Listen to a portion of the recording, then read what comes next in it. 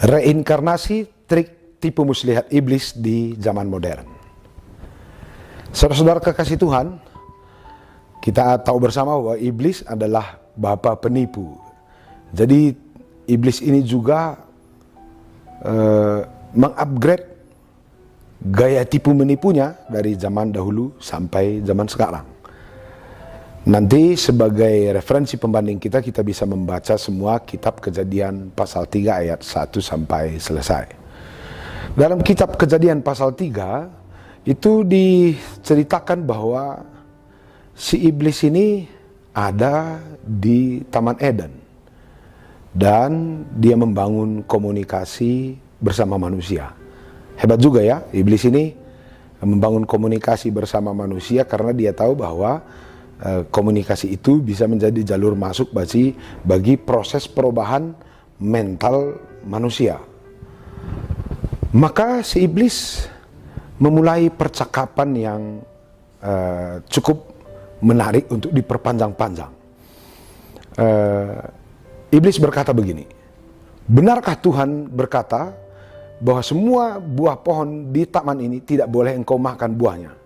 Wah, kita sendiri tahu, nggak usah dulu Adam dan Hawa ya, dari firman Tuhan kita tahu bahwa Tuhan pernah berkata semua buah pohon di tengah taman ini boleh engkau makan buahnya kecuali buah yang di tengah taman.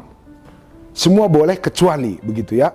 Tapi si iblis memutarbalikkan percakapan atau memutarbalikkan firman Tuhan.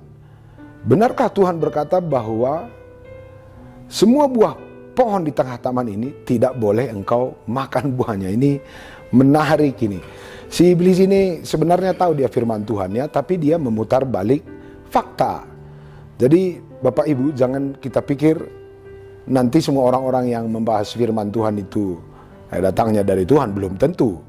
Iblis juga tahu firman Tuhan, tapi dia suka memutar balik fakta. Buktinya Tuhan sebenarnya berkata semua buah pohon di tengah taman ini boleh engkau makan kecuali, tetapi si iblis berkata, benarkah Tuhan berkata semua tidak boleh? Wah, ini dari trik komunikasi cukup menarik ini. Kalau si iblis memberi statement yang salah dan kita tahu statement itu memang salah, maka secara kemanusiaan kita tergoda untuk menjawab gitu ya. Menggoda sekali untuk dijawab. Memang iblis ini suka sekali melontarkan sebuah statement yang dia tahu kita juga mengerti, yang dia tahu bahwa kita juga bisa terlibat dalam percakapan yang menjadi lebih panjang lebar. Jadi ini perlu kita cermati, kita sadari di zaman sekarang. Kalau iblis ini memang berjuang untuk memancing kita agar membesar-besarkan masalah yang sebenarnya tidak perlu untuk dibesar-besarkan. Jadi memang kalau iblis memancing kita dari sisi yang kita tahu, itu biasanya akan menggoda kita untuk terlibat memperpanjang dialog. Umpamanya, saya akan kasih contoh. Kalau saya berkata begini, semua pemuda yang berkumis ini bahaya. Wah, otomatis semua orang yang berkumis akan agak berontak kan? Padahal kita tahu bahwa tidak semua orang yang berkumis itu berbahaya.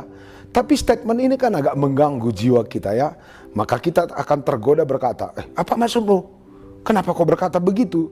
Kalaupun kita sendiri tahu bahwa tidak ada hubungannya dengan kumis kepada kepribadian yang berbahaya. Tapi begitulah trik iblis, dia selalu memberi statement yang menggoda kita untuk memperpanjang atau memperlebar ruang bahasan yang tidak penting. Sekali lagi, iblis berkata, bukankah Tuhan berkata semua buah pohon di tengah taman ini tidak boleh engkau makan buahnya? Oke, kita lihat reaksi kejiwaan manusia. Manusia menjawab begini, bukan hanya tidak boleh dimakan, dipegang pun jangan. Wah, manusia ini juga menjadi unik ya. Dia mencoba menambah-nambah firman Tuhan. Padahal Tuhan tidak pernah berkata bukan hanya tidak boleh dimakan, dipegang pun jangan. Ini sudah muncul gejolak kepribadian yang baru. Manusia yang tergoda untuk meluruskan pendapat si iblis, lalu mencoba memberi defense terhadap firman Tuhan dengan keinginannya sendiri, bukan dengan firman Tuhan pula, tapi dengan keinginannya sendiri. Mari kita coba perhatikan ini. Agak berbahaya rupanya kalau kita membuka diri untuk berdialog dengan si iblis. Hati-hati.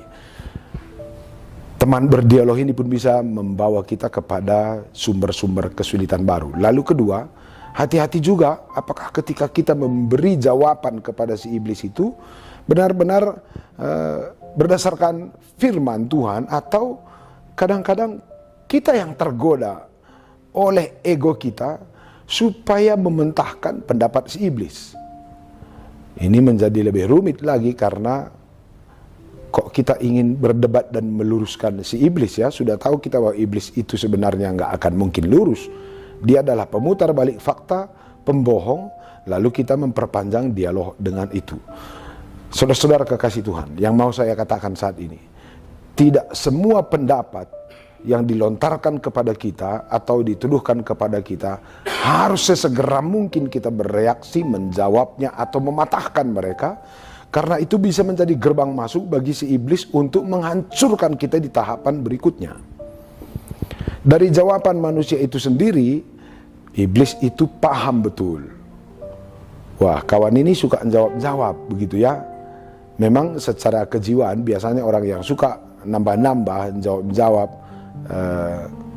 itu ada dua kemungkinan. Satu, pengen dianggap pintar. Kedua, mungkin pengen diakui begitu ya. Dan pesan ini ditangkap oleh iblis. Oh, kawan ini pengen dianggap pintar, pengen diakui. Maka iblis memberi statement yang lebih jauh lagi. Dia perpanjang lagi komunikasi itu. Maka dia membantah pendapat manusia, termasuk membantah firman Tuhan di kepala manusia supaya manusia berontak kepada Tuhan. Apa kata iblis? Itu tidak betul. Itu bohong. Tuhan memberi larangan itu karena Tuhan itu takut kalian akan menjadi sama seperti dia.